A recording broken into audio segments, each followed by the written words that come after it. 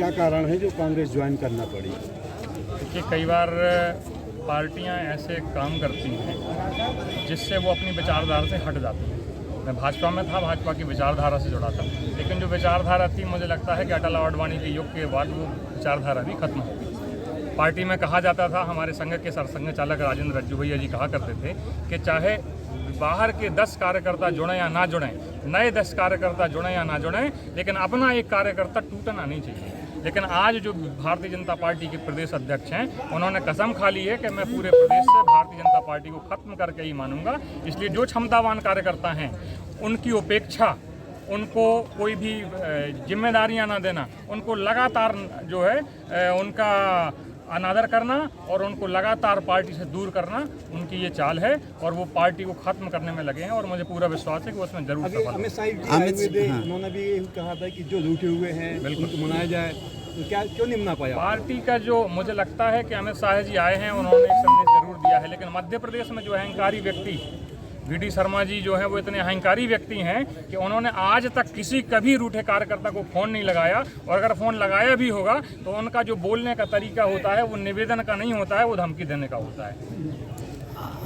वो लोगों के अब स्वाभिमान को हर्ट करते हैं और स्वाभिमानी लोग उनकी बात से नाराज होकर, उनकी बात से कभी ना डर कर और दूसरे रास्ते अपनाते हैं। वही आज कारण है कि मैंने भी कांग्रेस पार्टी को ज्वाइन किया है। लगभग कितने लोगों ने ज्वाइन? आज लगभग पूरे राजनगर विधानसभा से 150 कार्यकर्ता मेरे साथ आए हैं, लेकिन ये 150 कार्यकर्ता वो हैं जो सिर्फ अभी यहाँ पहुँच पाए हैं।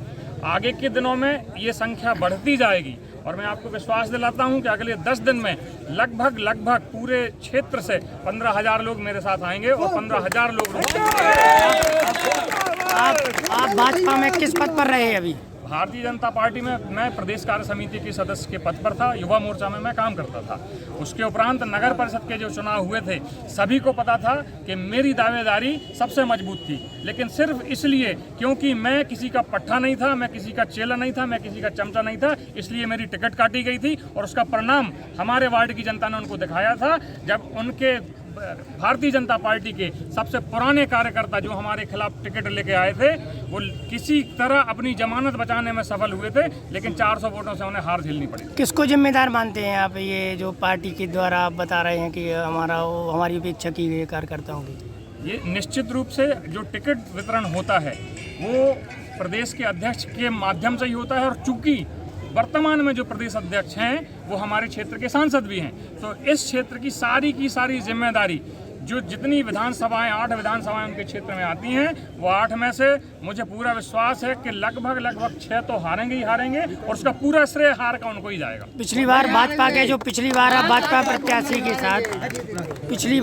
प्रत्याशी के साथ आप लगे रहे, बिल्कुल, और इस बार क्या कहेंगे प्रत्याशी के लिए भाजपा?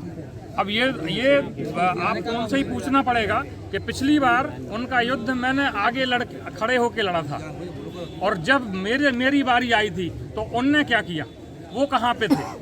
मैंने अपनी मित्रता निभाई थी, लेकिन जब उन्हें मित्रता निभाने का वक्त आया था तो स्वार्थवश उन्होंने ऐसे लोगों को चुना जहाँ उन्हें धन का लाभ हो, जहाँ उन्हें पद का लाभ हो, उन्होंने वहाँ मित्रता को ठुकरा दिया। उन्होंने ऐसे लोगों को चुना जिनकी समाज में छवि अच्छी नहीं थी। उन्हें एक सामाजिक अच्छी छवि वाला आदमी नहीं चाहिए था, उन्हें वो आदमी चाहिए था जो जुआ खिलाकर उनकी जेबें भरे, जो बालू चोरी करके उनकी जेबें भरे, जनपद में, तहसील में, थानों में, हर जगह दलाली करके उनकी जेबें भरे। और ये पूरा नेक्सस था जो यहाँ से चालू होता था और पूरे ऊपर तक जाता था। उसकी सीढ़ियाँ आप सभी को ज्ञात हैं कि वो सीढ़ियाँ कहाँ तक जाती हैं।